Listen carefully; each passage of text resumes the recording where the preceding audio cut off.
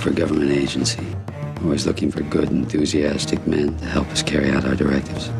You're telling me that there is a movie company in Hollywood right now that is funded by the CIA? I think probably Hollywood is full of CIA agents, and we just don't know it.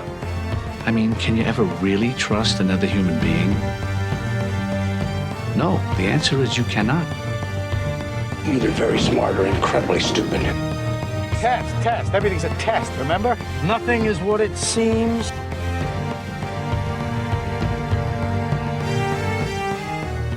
Hello everyone, and welcome back to the CIA in Hollywood. I am Tom Secker, and this is episode 12, American Ultra. Since 1953, the government has been conducting a top-secret mind control program to create super soldiers. These sleeper agents live among us, waiting to be activated. They could be your friend, your family, or the person you least expect.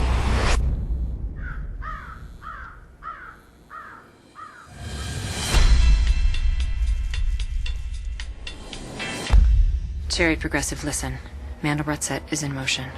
Echo Choirs has been holding the Cherry Progressive. Listen. Cherry Progressive. Is that a lyric from something? Do you want your soup?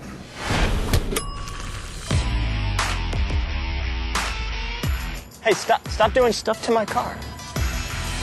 Hey, babes, what's up? Hey, I just killed 2 people. That's awesome. No, they had guns and knives and they were being like total dicks.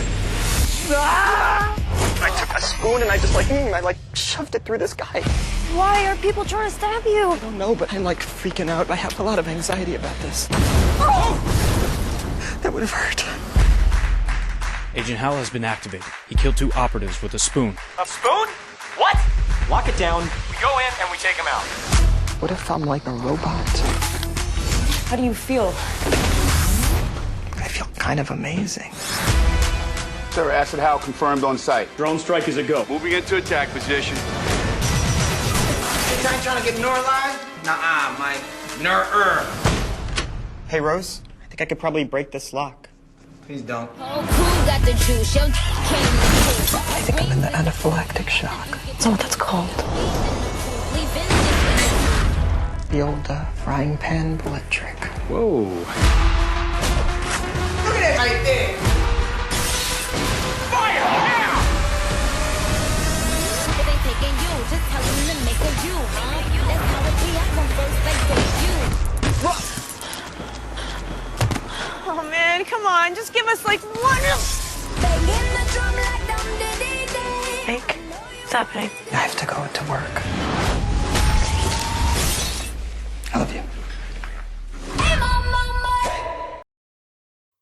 So today on the show, we're talking with Adam, the co-host and co-producer of Themes and Memes, an alternative movie review podcast, which you can find and download and subscribe to at tmpodcast.com. So Adam, before we get into the film itself, welcome to the show, or welcome back to the show, of course, and I hope you're doing well. Yeah, thank you. It's good to be on. It's been a little while since we've all spoken, especially in this context. We did cover Enemy of the State and the previous series that you guys did, and that was enjoyable. And so I think this particular film is going to be enjoyable as well. And I think all of us have got quite a lot to say about it. I imagine we will. Quite a different film to Enemy of the State in some ways, I guess. Similar, with all the pursuits and what have you. But anyway, of course, we are talking about American Ultra, which came out last summer. And in trying to come up with a glib one-line summary of this film, it did not prove easy. And when I was watching the making-of documentary, one of the actress who plays the main female CIA agent in the film says it's about these stoners who get involved with the CIA. I keep telling people, oh my gosh, I'm doing this amazing movie. Or it's about these stoners who get involved with the CIA. Which isn't half bad, as a summary. My preferred way of putting it is it's an MKULTRA experience for the whole family. Yeah. That's good. So, the film begins... Yeah. The film begins with Mike, our protagonist, played by Jesse Eisenberg, in a jail cell. He's covered in cuts and bruises. Someone from the government comes in to interrogate him, and we get this rapid rewind, rapid reverse sequence of flashbacks of the last 3 days, and then our story really begins. So Mike and his girlfriend Phoebe live in the small town of Lyman, where he works in a grocery store, and they're both stoners, especially Mike, and while they're in love and Mike wants to propose to her, his attempts always go awry, and he finds that he can't leave town, and when he tries to, he's struck by really severe panic attacks. Meanwhile, over at the CIA, they're monitoring all of this because, as we learn, Mike is the sole survivor of the ULTRA program, this program to create super soldiers. And one agent, Adrian Yates, decides to have Mike killed because he keeps trying to leave town, he keeps trying to escape, and because Yates wants to destroy what's left of the ULTRA program and basically just hire psychopathic thugs to do the work. Mike's creator, I guess, Victoria Lassiter, finds out about this, and she goes to Lyman to activate Mike and warn him of what's coming. And this sets off an hour or so of cartoonish violence and what I found to be genuinely disturbing identity crisis, before suddenly everything's okay again and Mike actually ends up joining the CIA to work as an assassin. And as I'm sure everyone's guessed by now, I don't really like this film. But Adam, how about you? I'm sure you loved this movie, didn't you? I'm not sure if I'd go that far. I have to say I was somewhat surprised by it in that when we look at things like the poster and the trailer, it looks to be a film that I guess in a lot of ways is similar to Kingsman, which you and I reviewed, Tom. Another film to do with spies, espionage, action, all that kind of stuff, but also a comedy film, a film which places all of those elements in the context of comedy. Very slapstick, a lot of kind of cartoonish, ultra-violence, that kind of thing. And so while it is definitely all of those things, I think I was somewhat surprised in that the film it contained a lot of juxtaposed concepts and sort of images. There were some, I found at least anyway, there was some threads running through it, I suppose more to do with the romantic elements in the film. So you've got this couple, Mike and Phoebe, living in the small town, they're archetypical stoners, etc. He's, as you say, very, very anxious, kind of nerdy, sort of a, I suppose, a feminine type of guy, sort of a beta male, maybe you might call him. I have to say, I was quite surprised that I did actually find this character, and I think more so the relationship between him and his stoner girlfriend, genuinely quite endearing. And that in itself is kind of a worry, because, I'm always, I suppose, guarded when it comes to, films that deal with these types of concepts and subject matter that at the same time, sort of evoke genuine emotions. I can see. But it was, I guess, again, surprising in that respect. I did not expect to really feel anything at all, from this film. I thought it was just going to be a overwhelming melange of, violence and slapstick quips and one-liners and all the things that you'd expect from the trailer. But it was punctuated, with these moments of, emotional depth. Emotional depth and this sublime romance and all these other elements. So quite kind of surprising. And I suppose, although I didn't like the film per se, I have to say that I suppose those elements made it a little bit more watchable, but at the same time, a little bit more insidious as well. Sure, I'm with you there. And Pierce, I mean, how about you? I don't know if you hate this movie quite as much as I do, but...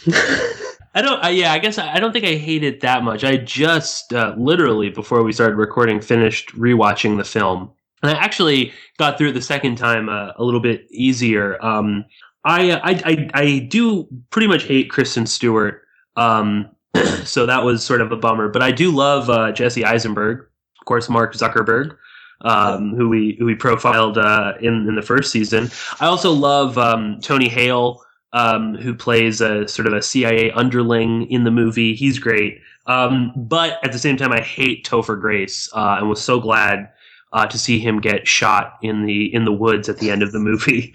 But I definitely do think there is sort of along what Adam was saying, that one thing that did kind of get me that I did enjoy was that the relationship between Jesse Eisenberg and Kristen Stewart, there is something kind of warm and tender.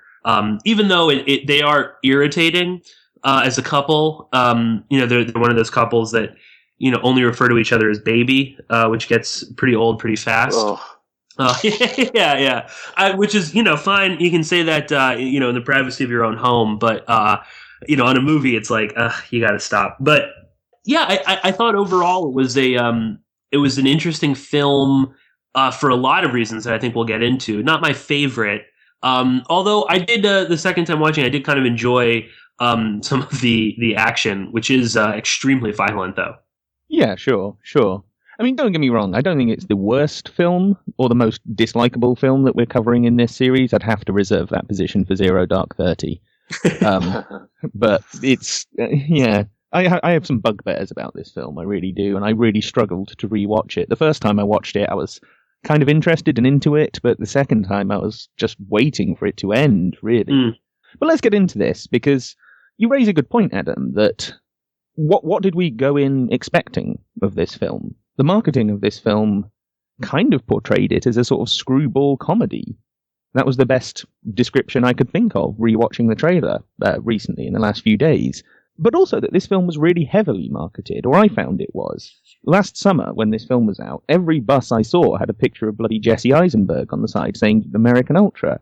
And I think even we were originally alerted to the existence of this film by our good friend Aaron, who was on this a couple of episodes ago. And I'm pretty sure he saw it on a billboard or something. He saw it on some form of advertising, and that's why he told us and said, this is one you should look into. So, yeah, I mean, Adam, you were still in the UK last summer. So, I mean, did you see a lot of promotion for this film last summer, or was it just me? No, I definitely saw some promotion. I can't remember as to exactly how heavily it was being promoted. And, I don't recall as to whether it was plastered all over the place or just in some places, but I do definitely remember seeing it on the side of a bus. And generally speaking, if you see, a film poster on the side of a bus or on a bus stop, it's being promoted fairly well. That is prime advertising space for marketers. And so I would safely say that it was fairly well promoted, and this was something that was definitely marketed to as wide an audience as possible. Perhaps not, again, not the most promoted film in the world, but definitely an effort was made to reach out, I think, more than anyone to the youth, to young adult audiences. And I'm sure we'll get into that as the discussion goes on, because that's really what all this is about. I mean, it certainly is, yeah. I mean, Pierce, break this down a bit more for us. What does the trailer tell us? What is the trailer doing here in terms of laying up our expectations for the film? Yeah, so it... well, I guess first of it definitely pushes the idea that this is at heart a comedy, which I guess it kind of is. I mean, there are some funny parts, but it's a pretty dark comedy devoid of any kind of like intelligent humor. Most of the humor is based on the violence. But I believe it's in at least one of the trailers. It also sort of hints that there's a backstory to this. That it mentions the fact that, this is the Ultra program, which has, been in existence at the CIA for 60 years. And there is one or two references to that in the movie. But there is no real backstory at all. I mean, we barely learn much about Mike, the Jesse Eisenberg character, outside of the fact that he was arrested for possession of LSD, and that he volunteered to be in this super soldier mind control program. But there's really nothing beyond that. So on the face of it, we're getting this idea that it's a comedy, but with there will be some sort of historical background or a backstory into what it is. But basically the movie just kind of starts at 10, in terms of insanity, and just kind of goes up from there. So it is very fast paced. I mean, it's basically, there's a scene or two of Mike smoking weed and just sort of whatever. And I would say about 15 minutes into the movie, he's killing people with spoons and all sorts of, household objects. And it basically never stops from there. There's one or two moments where it's sort of slowed down and we kind of get a glimpse as to what this is, but not that much. It's mostly just a lot of, it reminds me, the director, Nima Nourizadeh, is basically just only done music videos, and that's the kind of feel that a lot of the scenes in this have. So it's a lot of, extreme close-ups of like, the cup of noodles with him pouring water in, and lots of, black light fluorescent scenes and things like that. So classic sort of crappy music video trying imagery to grab your attention. Yeah. Yeah, but for something that there's really not much to grab. So that's kind of how the movie kind of comes across and how it actually is being presented to you. But at the same time, I guess a lot of the people involved in the movie, like in one of the big making ofs for the DVD, you hear producers, actors, directors, basically, the writer, Max Landis, describing it differently every time. It's a stoner comedy, it's a spy thriller, it's a zombie film, it's like a horror homage, like Scream. So the movie itself doesn't really know what it's trying to be, which definitely comes across. Well, let me throw this one. Sorry, Adam, go ahead. All I was going to say, it just made me think about the trailer and setting expectations there, because it reminded me of, I think, the first time I saw the trailer. And I remember the first few scenes of the trailer were something like a genuine documentary on MKULTRA and mind control, and it was done very, very matter of factly, in a very serious voice. It was all about the CIA's history in this area, and it looked as if the film was going to be. I mean, throughout those first few scenes, it did look as if the film was going to be some kind of serious documentary about the CIA and stuff like that. But then within this first sequence here, it switches immediately from this kind of hard-hitting, fact-based sequence of bits about MKUltra CIA conspiracies to the Jesse Eisenberg character smoking a joint in a parking lot and sort of going, whoa, and so they draw this they draw this big comparison between the very, very serious and the kind of comedic stoner, and I felt that in some ways, at least in that trailer, they may have been trying to appeal to the conspiracy crowd in a way by saying this film is about conspiracies, it's about conspiracy theories, but it's also kind of funny because it's kind of about stoners who actually believe in all these things. But hey, you might be right in this particular film. So yeah, I think just on that note of expectations and how they were trying to promote the film, I think although it's not entirely accurate, I think they were trying to appeal to people who are interested in this kind of stuff. And again, it's very different to what the film actually is, but yeah. Oh, for sure. I mean, that was what I was going to ask you, is to what extent do you think that the trailer was trying to set it up in that way, was trying to convince, or at least flirt with people who are into these kinds of topics and say, yeah, there might be a little something in here for you. And there really isn't much. So I think that's what they're doing. In the actual film, I mean, there really isn't much substance to this notion of, like you say, Pierce, a 60-year program to do this kind of thing. It's all just caught up with Jesse Eisenberg and Kristen Stewart and their drama, their microcosm in the middle of all of this.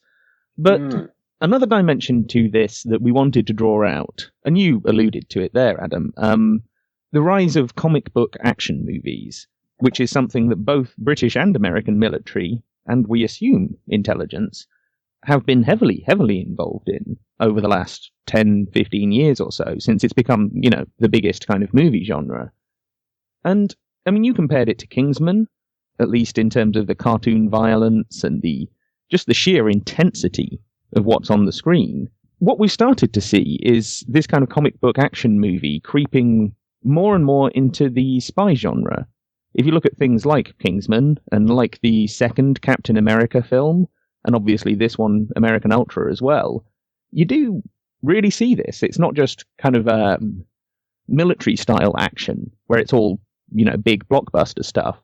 They're encompassing more and more of this more subtle kind of double agents and that kind of question, which isn't necessarily something that wasn't already there in comic books. It certainly was, but it isn't something we've seen in cinema, I would say, before recently.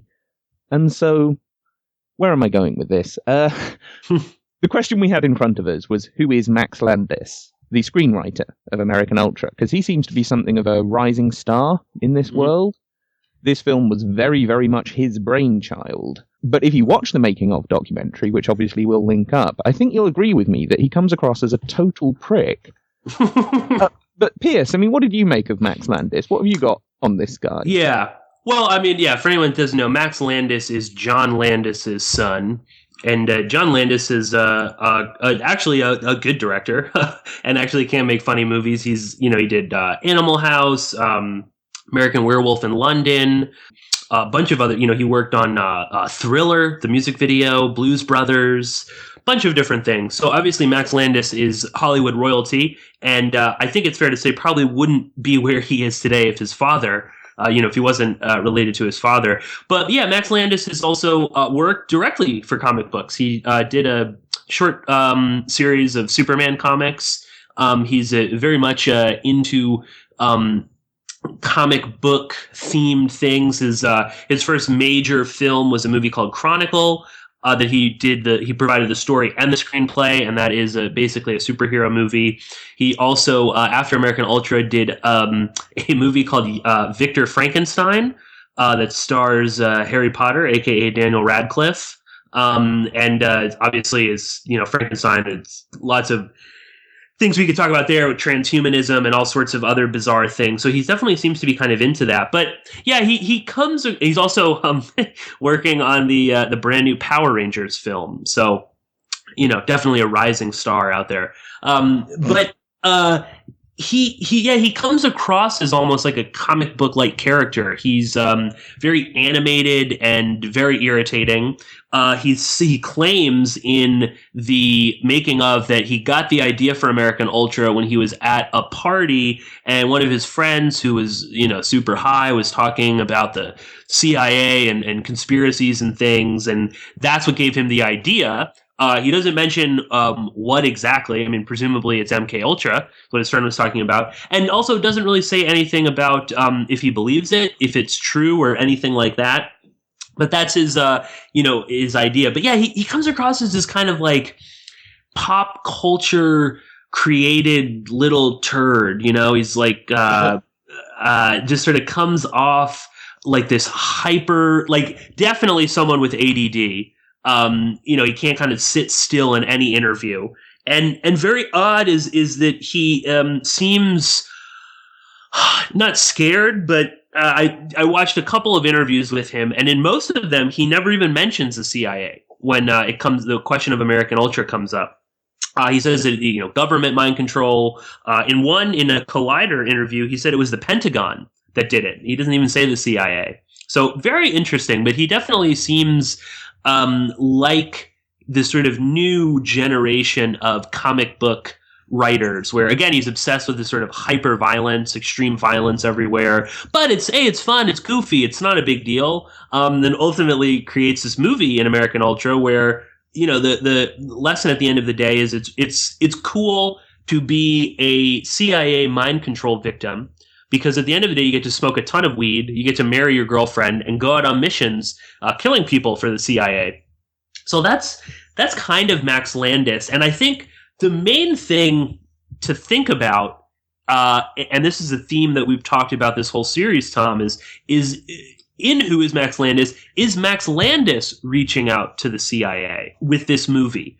Because again, there's no movies that really are fairly big budget that talk about MKUltra. We saw with The Men Who Stare at Goats one very small reference to them, and that's it. And then with this movie, it's basically obviously talking about MKUltra in detail. So it's an interesting idea. Is Max Landis reaching out to them? And I don't know, Adam, do you have any thoughts on that? One thing that struck me when we were batting this question back and forth a little bit, or at least it was mentioned prior to the discussion here, we were talking about the question of, is this film a case of the CIA reaching out to some producers and directors, or is it producers and directors reaching out to the CIA in some way? And whether, which way that works, I'm not sure, but I think it is very interesting that we have these two people involved in the film. So the writer, Max Landis, and the director, Nima Nourizadeh, who have both been involved in both advertising and music videos. And I've had a look at, I suppose, their portfolio in terms of the kind of things they've been involved with. And all of these, obviously music videos for the most part are directed at the youth, young adults, and most of the advertisements I've seen, at least from Nima, have also been directed at youth as well. They've been sort of like Adidas, very similar to a Coca-Cola advert. Lots of young people, all sexy, running around on roller skates or whatever the fuck, And I think it's very interesting, tying in with what you said about Max Landis, and that he was he came across as a sort of creation of pop culture, someone who was quite kind of immature, obsessed with with comic books, with youth culture and all that kind of stuff. I found it interesting that both him and the director Nima Nourizadeh were perhaps, could have perhaps been, I don't know, maybe picked or asked to do this film, given their experience in this area. Because obviously, what we're sort of talking about here with this film American Ultra is that this seems to be an attempt to market, to normalize, to promote the whole concept of mind control, the whole concept of government conspiracies, of government agencies, of espionage, and to a young adult audience, to make it cool for teenagers. And who better to take on a task like that than people who have had experience in advertising, and who have had experience in music videos, who know about youth culture, who know about creating allegiance, creating identity, evoking emotions, using things like sex especially to draw people in, to make them identify, and so again, I don't know a hell of a lot about either of them, but I do think it's very interesting that perhaps that could have been the case here, whereby the people who've got a lot of experience and expertise in the area of marketing to the youth have been, chosen perhaps to do a film that essentially markets mind control and the CIA to the youth. Certainly, yeah. We should be straightforward and upfront. We'll get into this question in a bit more detail later on, but this isn't one of those, again, like the last three films that we looked at. There's no solid evidence of CIA involvement. So we are somewhat hypothesizing here as to which way round this could have gone.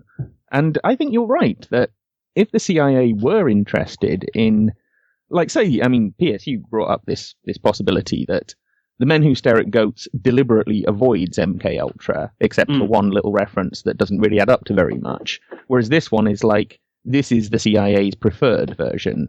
If that story has to be told, they want it told this kind of a way. And you're right, Adam, if they were going to do that, if this was something they cooked up, these are the kinds of inexperienced people who can be influenced, but who are plugged into the exact kind of market and demographic and target audience that they would want this film aimed at. You're absolutely right about that. But yeah, let's get into the film a bit more itself, because I find this film very, very difficult to define. And it seems it was deliberately constructed in that way. From the making of, they do seem to have basically admitted that's what they were aiming for. Because there are elements of light-hearted farce, there are elements of quite dark comedy, there's super violent action, there's this sort of teen movie rom-com thing going on, there's this Jason Bourne homage, and elements of zombie movies and other stuff that I'm not even noticing here. But I'm going to slag the movie off again. Fundamentally, I think it fails at doing any of these things, because it's trying to do all of them. It's trying too hard to be all of them at once, and so it doesn't really succeed at any of them. The most obvious way, I would say, is that it's not particularly funny. But why isn't it funny? Because some of the jokes aren't half bad. And I think it's not funny because you never relax when you're watching it. You're never in that safe place where you know that you're allowed to laugh at something. And likewise, the romantic elements, which, like you say, Adam, I think they're quite well done. But they're also quite unsettling because, there again, they're never allowed to linger and seduce and entice you in, because there's always something else interrupting it. So even at the end, when he finally proposes to her, they both get tasered. Exactly. But you know what I mean, particularly with the romance, because what a romance story is supposed to do is it's like a little love story in your own life. You are seduced by the story, just like you're the very first stages of falling in love, or at least getting a crush on someone. That's sort of what it provides for people. That's why all those bored housewives went out and read 50 Shades of Grey. Not that that's a romance story. On reflection, that's a really bad comparison to make, but you know what I'm driving at here. And Adam, I mean, like you say, drawing the comparison with Kingsman and other movies that are so intense in their melange, their mixture of different stuff. So how do you feel about what's going on here? Well, as you say, the film tries to be, it seems, all of these different genres all at once. So, action, romance, like a spy flick. It's got the elements of like zombie films, a lot of comedy. And in trying to be all those things, it fails at being any one of them. And so it comes across as being, I suppose, very confused. And so, again, you're not really able to absorb what's happening. We have moments of, these sort of sublime romantic moments, like the scene where the Jesse Eisenberg character breathes in the poisonous gas, and he's on the verge of death, and he's having all of these, I suppose, near-death experiences where he's remembering all of his, life experiences. And we have these very sort of sublime, evocative flashbacks to romantic memories. It's got him remembering experiences with his girlfriend and all these little intimate moments. And you've got this warm, ambient music in the background. And so you're briefly, like you say, seduced into kind of absorbing that and into really taking it in. But so quickly, the atmosphere is completely destroyed by the next bit of ultraviolence or the next sort of little comedic quip or something like that. And so I think on that note, one of the sort of predominant themes which I thought about, especially in this regard, was that the film is about dissociation in so many different ways. For one, we've got the whole concept of CIA, MKULTRA being about mind control through traumatic dissociation. So this particular character has gone through a traumatic experience and has dissociated himself from this programmed identity. He's kind of got this schizophrenic fracture going on. On another level, you've got the dissociation that is happening within the film itself, and that we are presented with all of these different elements. We're presented with action, with romance, with comedy, but they're all dissociated from one another. So the sort of the conventional the conventional moral connotations are dissociated from the actions themselves. The violence is funny rather than shocking or serious, and the romance is undermined and sort of knocked off kilter by all of these. You've got the thread of the betrayal that happens with the Kristen Stewart character, and that we've got this very, very sort of romantic thread running throughout the film, which seems to be the only genuine emotion that isn't fettered in some way, but that's immediately undermined by the fact that we find out she's a CIA handler. So again, there are no emotions or concepts within the film that aren't dissociated from what they would usually be in some way or another. And so yeah. The whole thing is like going through an MKUltra experience. Exactly. So again, in addition, we've got the aesthetic of the film. We've got the art direction, and it's very, very brightly lit. Again, like Kingsman, a lot of color. There's a lot of cutting scenes, jump cuts. There's it's very bright. It's very noisy. It's very, very intense. And so, yeah, we, the audience, are kind of being dissociated or going through a dissociative experience in watching this film. So yeah, I mean, it's confused. Very, very confused film, very, very dissociated film, and that ties into what the film was really all about. And I think, broadly speaking, what the film was probably trying to elicit in the audience, which is a general sense of dissociation on so many levels. And there are plenty of others that I could list off here. But yeah, sure. I mean, I'm certainly with you as far as that goes.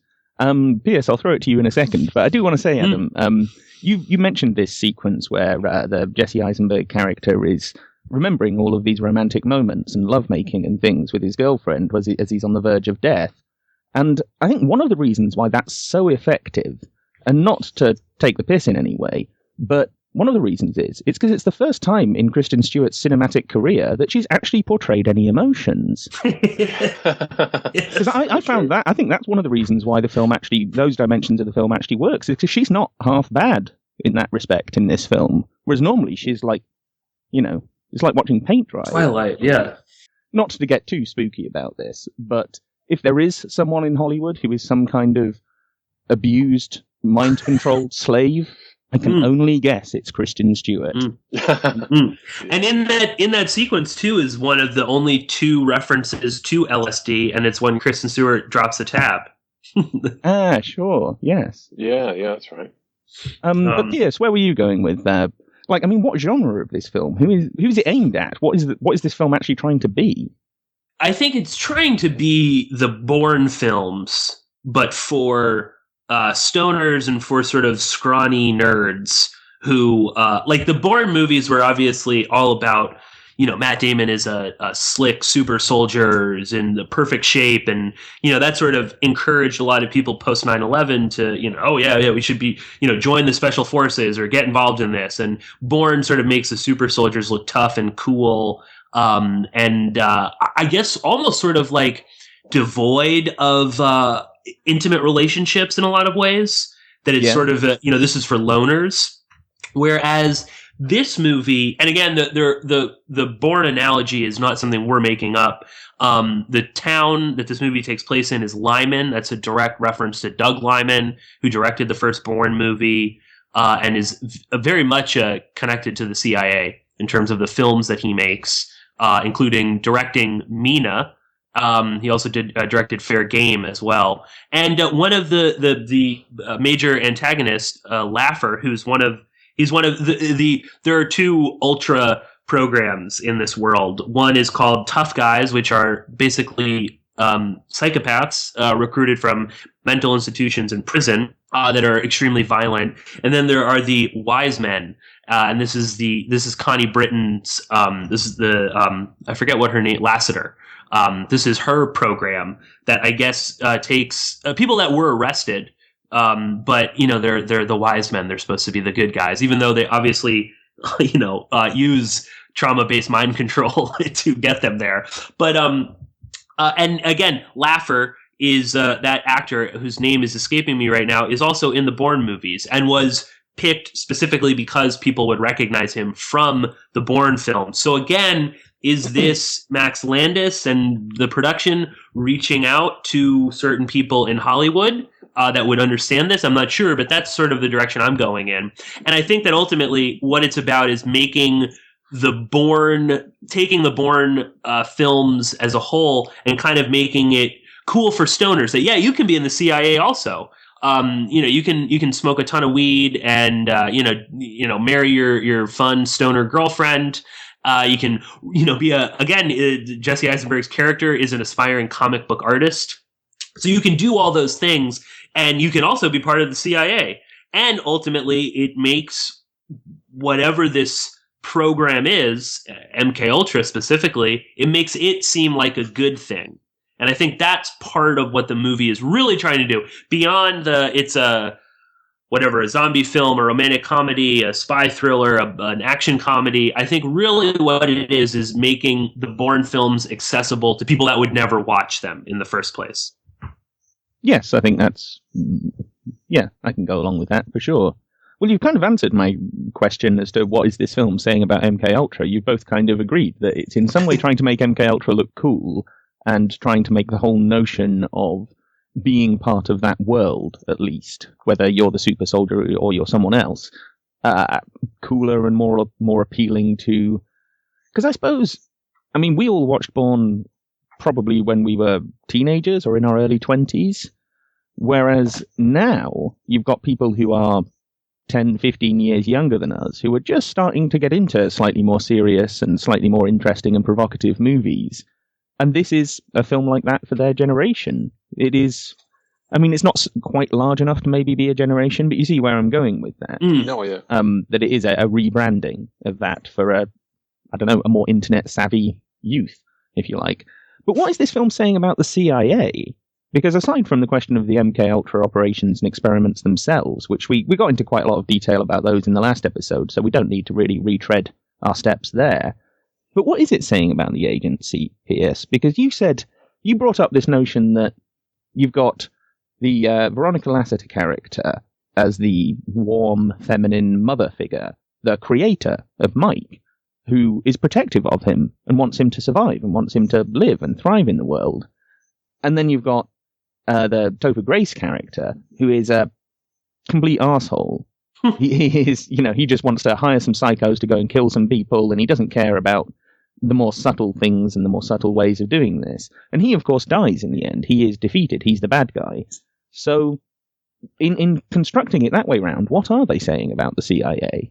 Yeah, I think again, they're taking, which is something we've seen in CIA-sponsored films, they're taking the notion that there are bad apples within the CIA, particularly Topher Grace, who again is this pencil pusher.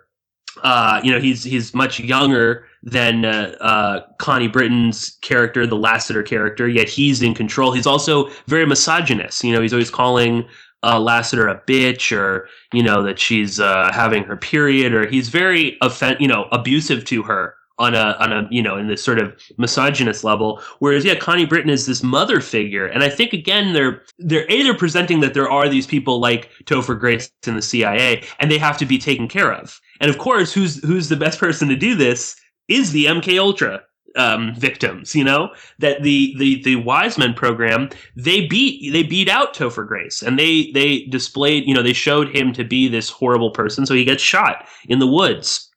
But they're also, and that's a theme that we've seen throughout, like in The Recruit, there's elements of that. In Enemy of the State, there's certainly elements of that. But I think also they're taking on something that we've talked a little bit about, or a lot, I guess, in Homeland, where again you have this sort of warm feminine figure standing up to the strong patriarchal, masculine CIA. And there's a bit of a battle going on between the two. And I guess ultimately the mother figure, the creator, triumphs. She wins out, and she's able to sort of succeed within this world. So again, that's a very bizarre thing. And that's something that we've only seen more recently with CIA sponsored or assisted films, where there are strong female characters, or where the female character is ultimately the one that's right. So I think Homeland with Carrie sort of brought that to a new level, but again, Spy, with this movie as well. And we're seeing it more and more sort of leak in that, women have a role to play within the agency. And again, it's interesting that the Connie Britton is at heart a kind person who cares, even though she's done horrible things. Again, essentially the program gets shut down because most of the people that signed up for it went crazy or died. So it's not like there aren't risks involved, but ultimately she's the good person. And I think that's supposed to represent the good CIA. Again, the CIA ultimately in this movie, as with all movies, CIA assisted or not, the CIA is always the good guy at the end. And I'll just say one other quick thing, and then I'll throw it to you, Adam. But I actually found it really interesting that the CIA is sort of hardly there physically. When you see, when they're inside Langley, there's like two guys in a giant, there'll be a big shot with all these cubicles, but they're all empty. There's only like one or two people there. And even when they're, running these CIA operations, there are mostly people in military fatigues. The only CIA people we see are Topher Grace, Connie Britton, Kristen Stewart, and Tony Hale. And then there's this mysterious character at the end, Kruger, that we meet. So that was really interesting for a movie that's supposed to be all about the CIA. They're hardly really even there.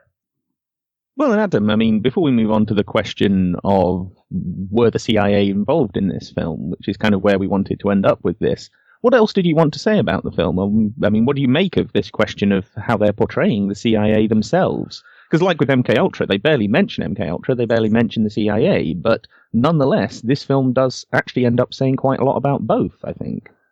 Yeah, it does. I mean, a few little things that come to mind are, again, the homage to the Bourne films, the little references we see, because I suppose the overall tone, in terms of what they're saying about the CIA is quite similar to the Bourne films in a lot of ways. And I mean, little things that I picked up on were just, if we go back to Lassiter, this sort of maternal character who is trying to right the wrongs of the situation, and is looking out for Mike. I think she is quite clearly supposed to be a Pamela Landy from the Bourne films. A sort of a middle-aged blonde woman, very, very strong, very no nonsense, but also very caring, maternal, a very sort of strong moral compass, and is willing to rock the boat, go against the grain, etc., to try and bring about some justice. We've got other scenes towards the end where we've got the character Lafa, the crazy, assassin who gets his teeth knocked out. There's another scene where it's him and the Jesse Eisenberg character having some kind of a showdown inside of like a shop, a store, and they're all bloodied and rolling and punching all over the place and stuff like that. And Jesse Eisenberg finally gets the drop on him, is holding a gun to him, and the Lafa character starts talking about how he is very, very sad about how they've messed with his mind, he can't control his behavior, and all of a sudden the audience is drawn to sympathize with him. And this is, again, something which is brought out, I think, in all three of the first Bourne films, where the assassin who is sent after Jason Bourne to try and take him out, eventually, there's a scene basically towards the end of each film where there's a kind of a final standoff, kind of confrontation moment between Bourne and the assassin, whereby the assassin will say, gosh, look at what they make you give. Look at us here. We don't even know why we're supposed to be killing each other. We're just these programmed automatons at the disposal of this agency. And Bourne, ultimately doesn't pull the trigger, feeling sorry. So, yeah, I think the threads, for those reasons are, and others, very, very similar in that we're presented with the concept of the CIA as being an organization which is a lot of bad apples, they love to push that one. There's a lot of corruption. There are genuine conspiracies. People are being abused, taken advantage of, killed, corruption left, right, and center, completely illegal criminal activity. But it's all resolved by some kind of hero, or heroine in this case at least, who is trying to resolve issues. Who's trying to bring about some kind of justice, who's going against the system. And so I suppose the final kind of conclusion we're drawn towards, and as you say, Pierce, this is the case with pretty much every film which deals with a U.S. government agency, most especially the CIA, is that although there are some bad apples, although yes we have conspiracy, yes we have corruption, criminality, death, etc., the agency is essentially necessary, defensible, excusable, and as long as these sort of smaller confined elements of corruption are taken care of, then there's really no problem. So it's that basic kind of conclusion we see over and over again, and the agency is good as a whole. They end up kind of saving the day.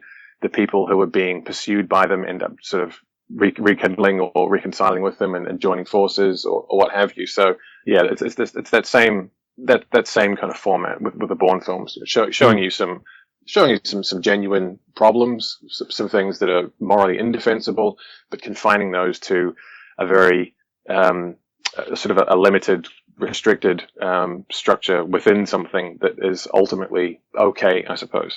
Well, I'm just thinking right now, it's just sort of occurring to me, is why even do that in this movie? That's supposed to be, you think, oh, this is cool, this is hip, this is like a counterculture movie, yeah, Max Landis and whatever. Why even make the CIA the good guys? Why not have Jesse Eisenberg and Kristen Stewart sort of defeating them? Because ultimately the movie ends with, oh, it's all okay. It's all right that we erased your memory, that you don't even know who your parents are, that your girlfriend was basically your handler on all of these things, because now you're out killing Chinese, spies in the Philippines. That's how the movie ends. So why even bring that in if you're not, I don't know. Well, I suppose this film, like so many others, I think, and especially the ones that we know are CIA or Pentagon assisted, are about recruitment in one form or another.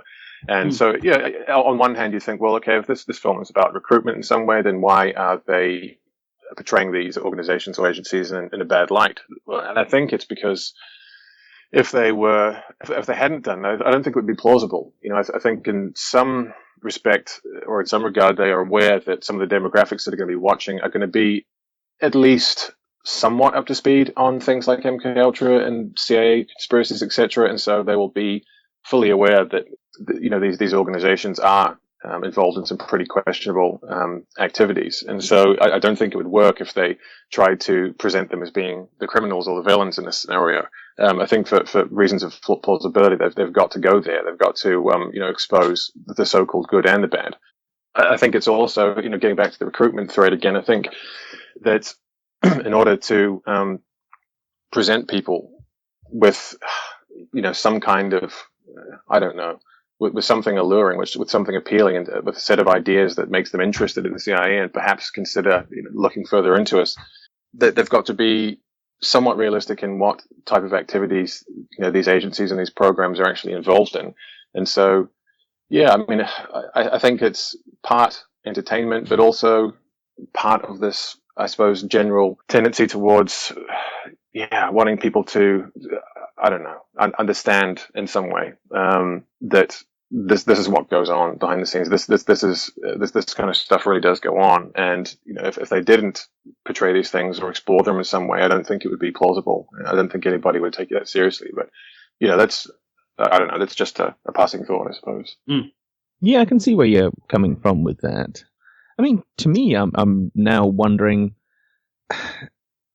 is it less about the CIA and more about a kind of broad worldview? Because we've got into this a bit in the last season, but we haven't really, I don't know, looked at the right movie to talk about this with this season. But just to go back to what you were saying before, Pierce, is this about saying, okay, it's this big, scary, difficult, complex world out there, and sometimes the CIA gets a little poisoned by that. We have to do some dark, ugly, horrible things to deal with the dark, ugly, horrible world. Mm. But ultimately the CIA is necessary, and ultimately it needs good people in order to fight the good fight against the dark, ugly, horrible world.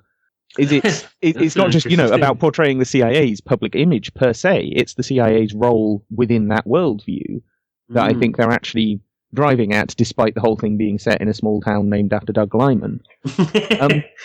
But on that note, let's move on to the question of were the CIA involved in this movie, because we have to broach it, really, after everything we've been saying about it. And there are plenty of hints, nothing solid, but plenty of hints. So, Adam, you can sit back and relax for a little while we run through some of this stuff that we've dug up. And I hope you, hope you enjoy what we found.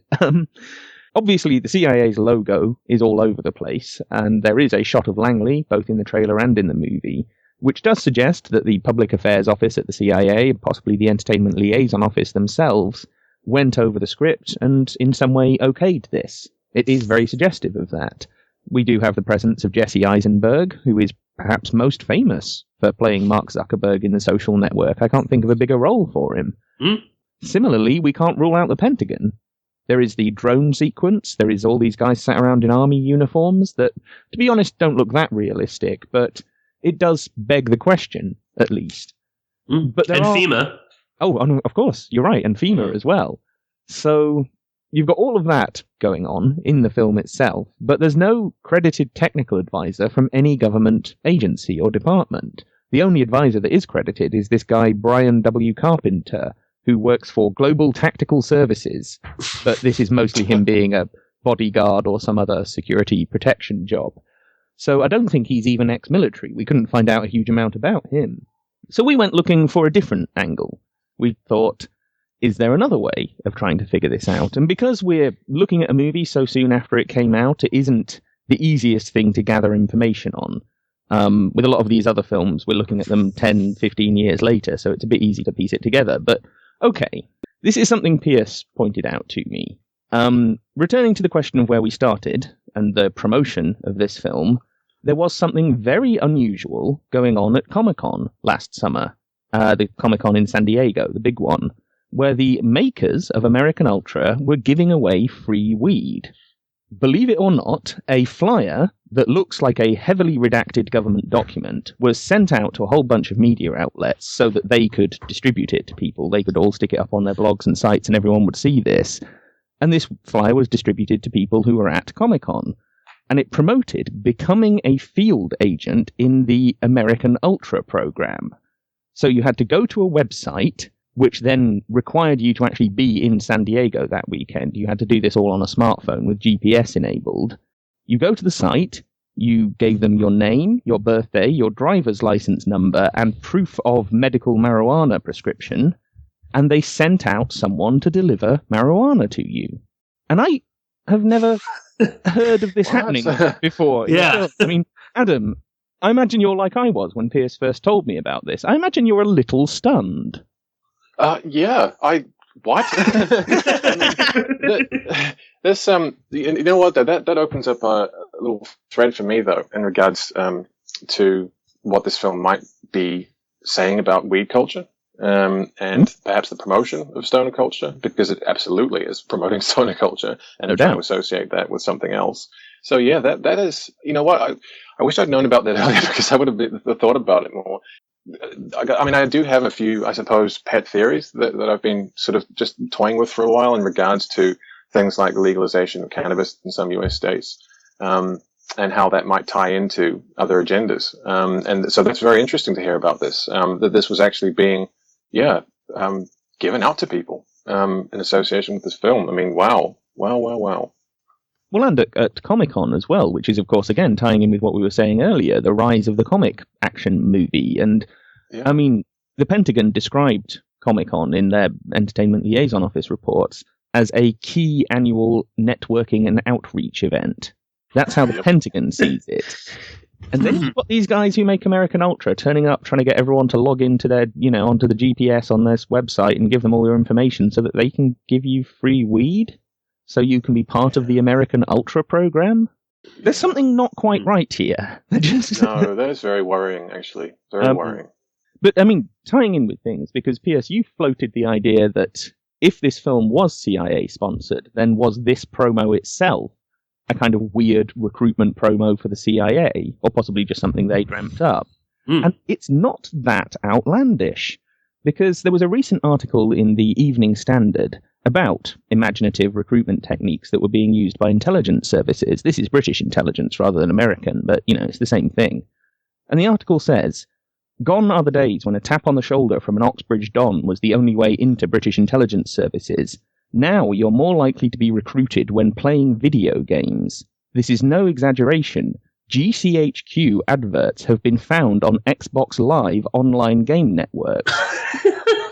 Where pixelated posters for gchqcareers.co.uk are pasted on the simulated street corners of titles such as racing game Need for Speed Carbon. In October, Mumsnet users noticed banner ads for MI6 intelligence officer roles popping up as they browsed Dorset holiday destinations, while East London's GCHQ graffiti campaign recently took social media by storm. This is where they were graffitiing on pavements for the GCHQ website. The article goes on. Last November, spy games went up a level, with 42 prospective cybersecurity experts competing in a simulated biochemical attack on the royal family in Church House, opposite Westminster Abbey, as part of the Cybersecurity Challenge UK, a competition designed to bring young and diverse talent into the securities industry. Flashing lights, actors in biohazard suits, and trays of energy drinks upped the ante as the codecrackers worked to foil the terrorists. GCHQ talent spotters mingled with recruiters from Kinetic, BT, and the Bank of England, all of whom sponsor the event. So that's the world we're living in. If nothing else, that's the world we're living in. I just want to emphasize, that's the reality. And so, like I say, Pierce, your notion that this whole Comic-Con free weed thing was in some way a CIA recruitment or promotion thing, it's not implausible, is it? No, not at all. I mean, that's pretty terrifying, what you're just describing there. And definitely, I think I thought it was either sort of a recruitment, again, because it is the CIA is handing out weed. That's the inference you're supposed to get from that marketing campaign. And I also wondered if it wasn't sort of an experiment, too. And also, you have to wonder who's looking at this information. If this movie did have some sort of tacit agreement with the CIA, are they looking at the GPS, all of the sort of metadata that we're so, we metadata. Well, yeah, you're giving all your metadata to some, movie company to say, oh, hey, these guys like weed. They like this movie. They want free weed. Let's market, more to them. But that is, that really does raise the question of what was going on with this marketing campaign, and was it something a little, right, like you said, it's not really that far-fetched when you've got MI6 posters in video games. I don't know, Adam, what do you got to say on this? Gosh, yeah, I mean, I don't know. One thing that comes to mind is again the ties back into the sort of really hardcore recruitment and marketing tactics, because this film is about this character Mike, who basically gets inducted into this CIA mind control experiment because he is a third strike offender, misdemeanor offender, but third strike nonetheless. So he has had 3 experiences where he's been arrested for possession of, narcotics, drugs. I think it was acid or weed or something like that. Acid. And so we've got a scenario where this particular character has been, I suppose, they say that he was allowed to volunteer, but essentially inducted. He was obviously not given a choice for possession of prohibited substances. And so it's kind of interesting that we've got a scenario where this is the story with the character himself, with the protagonist, where he gets recruited because of his issues with the law and with drugs. Whilst at the same time, the film is kind of promoting that same culture in themselves. So this guy gets done for possession of drugs and is inducted into the CIA, and the audience who are being marketed this film are being, I suppose, given drugs and having that whole sort of that whole lifestyle culture sort of foisted upon them as well. And it just ties back into the whole notion that this is another, that we are like Mike, that we ourselves, are having the same thing done to us, in a way, that we, for possession of this, for these substances, or at least involvement in that lifestyle, we're going to ideally go down that road as well. I know that's, speaking in very kind of black and white broad terms, but that's kind of what it makes me think of there. Mm. Well, even thinking, again, in broadly speaking, the movie itself has lots of, nods to conspiracy culture. So obviously in this, FEMA is brought in to, take over a city over a fake typhoid outbreak. Obviously, Mike's handler is Kristen Stewart. So again, a woman with red hair. That's, that's always it. Sirhan had the woman in a red dress who's spoken to his ear. Angela Lansbury was the handler in the Manchurian Candidate. So they're definitely, and there's other things too throughout, but those are two major ones. But what, again, to the conspiracy culture, it's the CIA that's selling weed. It's the CIA that's selling drugs and promoting drugs, which is what, what many people, I would say myself included, say was going on with the LSD movement. So again, I think it's another sort of little nod to them. So there's a lot going on with the marketing involved in this in particular. Oh, for sure. And if all of that wasn't weird enough, which it certainly was, I think you'll all agree that this is already weird enough. But let's make this whole experience just that little bit more strange, because Pierce, I know you've been digging into the father of the director. His father, who is credited, he is thanked in the movie credits for something, we don't know what. He seems to be some kind of spook or intelligence asset. So have at it, by all means. Right, so the director again is Nima Nourizadeh, and he's a British-Iranian director, mostly music videos. But he is the son of Dr. Ali Reza Nourizadeh. And we'll use that name for right now, but they're, because Ali Reza Nourizadeh is, generally, if you were to Google him, that's what comes up. That's how he is described. And he is described as a dissident, scholar, poet, journalist, political commentator. He's hosted his own show on Voice of America. So again, obviously a CIA front, but maybe nothing there.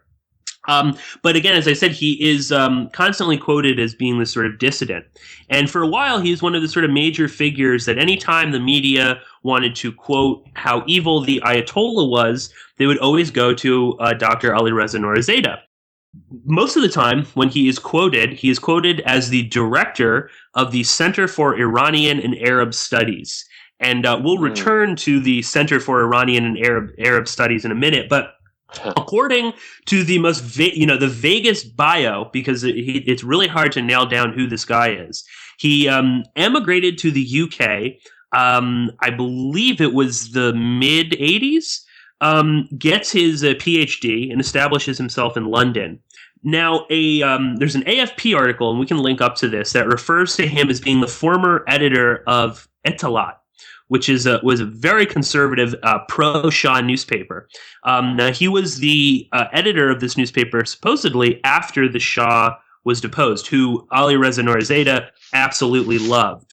Now, for anyone that doesn't know, Etalat, and I know I'm pronouncing it wrong, this is a newspaper that was famous for spreading rumors that the Ayatollah was some sort of gay British MI6 agent.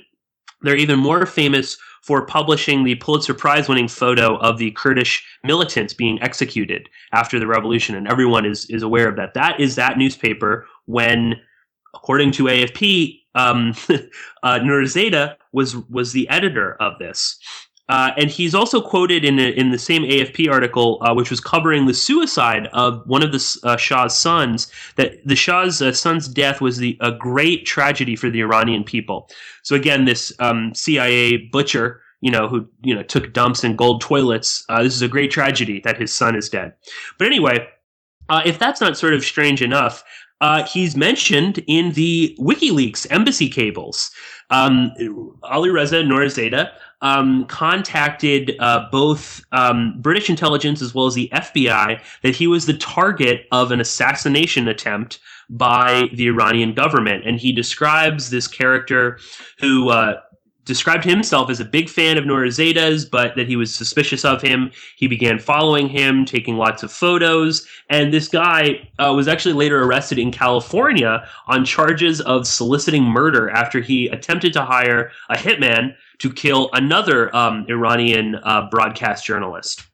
And this might seem like, oh, whatever, but the reason that this was taken so seriously is because Nourizadeh himself had all this confirmed to him because of, and I'll quote right here from the WikiLeaks cable. Quote, his suspicions were confirmed after he received a message from a well-placed friend who told Nourizadeh he had seen dozens of photos of him on the desk of Iranian Deputy Intelligence Minister Alavi. So very interesting that the poet, scholar, dissident has a source within Iranian intelligence that's so good he saw the pictures, on the desk of this guy.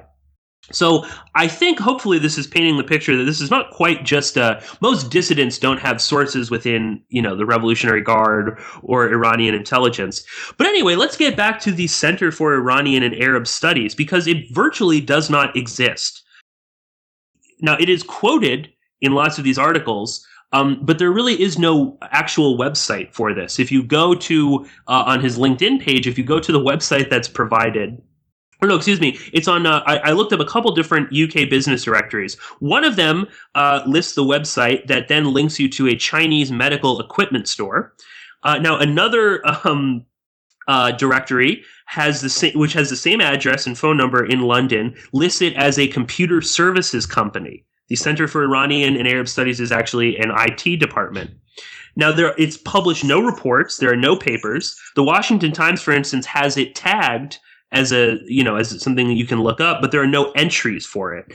And it's the only thing that's actually listed on Nourizadeh's LinkedIn profile is that he's the director of the Center for Iranian and Arab Studies. Well, I went a little bit further and I checked it out on Company's House. Company's House in London. Now, it was incorporated on August 23rd, 2010, not by Dr. Ali Reza Nourizadeh, but by Dr. Saeed Reza Nourizadeh Nirabadi, who seems to be the same person. The address was given as 5 Streatham Street in London, which is right near the British Museum and the University of London, and it's a very shishi area. It's one, wildly expensive. And on Company's House, he is listed as basically the sole employee and shareholder. Now, on October 10th, 2010, he changes his name to Saeed Reza Nourizadeh Mirabadi. Then, on August 15th, 2012, he changes his nationality from Iranian to British. And then finally, he changes the address to The Limes, 1339 High Road, London. And this is on November 19th, 2013. Now, that is quite a ways down in terms of a shishi area. He went from having his own building, basically, in one of the hottest areas in London, to sharing a cramped office in not quite such a hot area in London. And even more bizarre is on Google Maps, you can actually go inside the building where where the new Center for Iranian and Arab Studies are. I don't know why it does this, but you can go inside the building and you can actually go into some of the offices. And unfortunately, there is a door covering up the directory where his name would be listed. To bring this all around, and then I'll throw it to you, Adam, for your take. This is the father of the director of this movie that seems to be some sort of CIA experiment in marketing and recruitment and whatnot. I don't believe for a second that he's just a dissident. He seems to be very well connected to British intelligence as well as American intelligence. And again, he has this center that does not exist, that barely takes in any money. He's changed his name multiple times, but only enough that it's, it's just slightly different, that it wouldn't come up. And he goes from one of the richest areas in London to one of the poorest, or not poorest, but, not quite on the same level as, right next to the British Museum. So, Adam, any thoughts on Dr. Ali Reza or Saeed Reza, Nourizadeh, Mirabadi? Well, again, as I mentioned before, I haven't personally done as much research as you guys into these characters and their backgrounds. But I mean, again, this is just painting, a broader, more detailed picture of what might be going on here, I think. So as you say, we have the director's father, having a fairly spooky past, having ties to government agencies, especially intelligence, being involved in politics and publishing, and activism, having those types of connections to that world. And then we have the director himself being fairly experienced and knowledgeable when it comes to things like marketing, pop culture, youth culture, all these elements. So I think for me, all this information I suppose it just solidifies that whole sort of concept that we've been toying with here of the CIA, as you say, Pierce, conducting some kind of an experiment in marketing themselves. Well, most especially MKULTRA or other experiments, projects related to mind control. Yeah, we've got so many elements that are used to that end within this film, and the film seems so disparate in so many ways. But I think this leads back to some effort to really trying to hit every sort of button they can in terms of marketing triggers and things like that, which would point towards something of a concerted effort to present it in a certain way, to get people thinking along certain lines. And this, I think if we weren't convinced before that something like this might be the case, then this revelation that the director's father looks to have connections to the intelligence world would certainly seem to cement that. So yeah. I don't know, Tom. I know we've discussed Ali Reza Nourizadeh a lot, but any last thoughts on him? Well, I guess just that. I mean, the thing for me that I found so odd was looking down these Companies House documents, which are freely available. Anyone can see these. We'll link them up, of course. Is that these name changes that he keeps making, and there are several of them over like a 3-4 year period. They're tiny little changes. He goes from Mr. to Doctor, and then I think back to Mr. He's sometimes Saeed Reza. He's sometimes Saeed Ali Reza. He's sometimes just Ali Reza. It's Mirabadi or Nirabadi, whether it's an M or an N. And I just think, if they got his name wrong, or if he wrote it wrong on the thing, or they misread his handwriting or something, okay, you send them one document saying, I want you to change the name of the person on this Companies House register. You don't do this 6, 7, 8 times. So why is he changing his name so much, so often? It just says to me, this is a guy building an identity for himself, or smudging even an identity for himself. So he can kind of be this person, but at the same time be that person as well. And if anyone looks him up, it seems that this center actually exists and has an address and that he is who he says he is. But you go there and there's nothing there. And this company doesn't seem to turn over any money or have any assets or really be doing anything except providing him with an address and a degree of plausible deniability or whatever. So to me, it all just adds up to spook. But well, that's that name of this organization, was it Center for Iranian Arab Studies? Was that it? Yes. Yeah, well, it's CIA. Yeah, I know. Yeah, of course. Yeah, and just that name. It's so vague. It sounds like such a.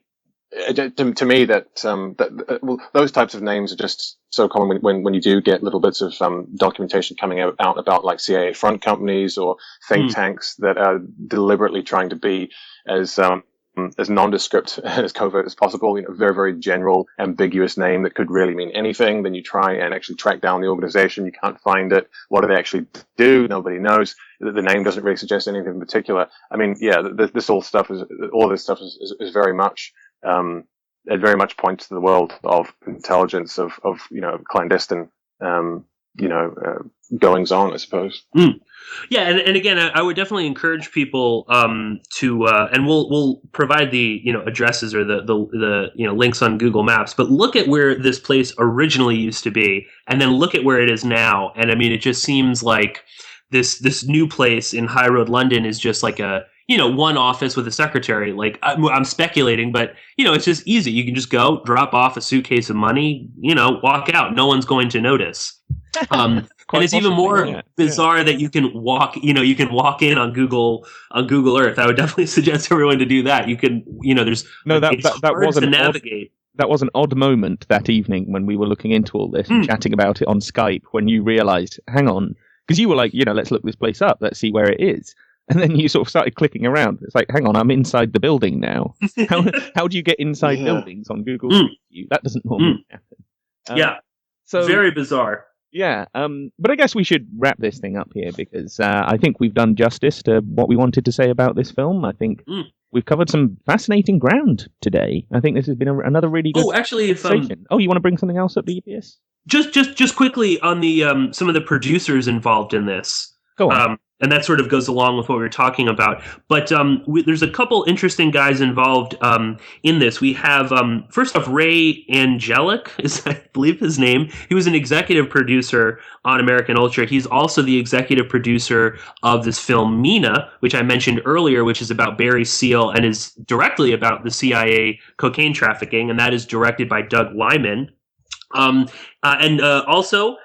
there is a movie that Tom and I think we'll be covering at some point. I don't know if on this series specifically, but is a movie called November Man, which is in a lot of ways is similar with American Ultra in that there's no direct stuff going on, but there's a lot of very interesting ideas. And that is a movie dealing with the CIA. It's dealing with the war in Chechnya. And there are a couple. Raj Brindar Singh, who was a producer on American Ultra, was an executive producer on November Man, as was Kevin Scott Frakes, who was a producer on American Ultra and also on November Man.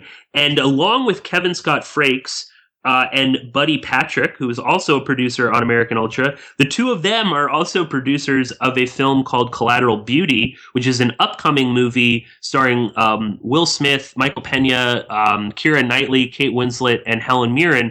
And I'll just mention that because they've been filming at my job for the past 2 weeks, and it's been a real pain in the ass dealing with them. Well, I think on that personal note, we should probably bottle this one up here, but yeah, Adam, thank you so much for being part of this episode and for your contribution to this series. I think this has made for another really good episode, and I'm really glad you were able to join us today. So that was our conversation on American Ultra, which I hope you enjoyed and I hope you got a lot out of. If you'd like to support this series, then both Pierce and I have Patreon campaigns up and running. And you'll find links on both of our websites, Pierce at PorkinsPolicyReview.com and me, Tom Secker, at SpyCulture.com. So please take a look and consider becoming a contributor. In the next episode, we will be talking with James Evan Pilato about the film Race to Witch Mountain. So thank you for listening, and tune in again soon for more of the CIA and Hollywood.